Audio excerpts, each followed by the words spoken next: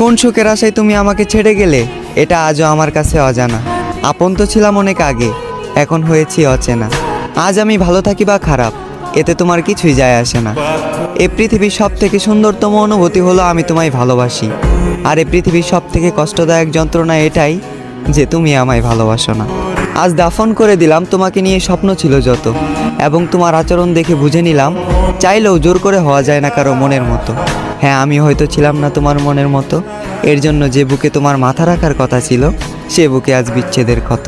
আজ আমি অনেক বড় অভিনেতা, মুখে রাখি হাসি, গোপন রাখি মনের ব্যথা। আমি এখানে তোমার দোষ দেব না অযথা, কারণ যে নিজের ইচ্ছায় নিজের জীবন শেষ করে তাকে বলা হয় আত্মহত্যা।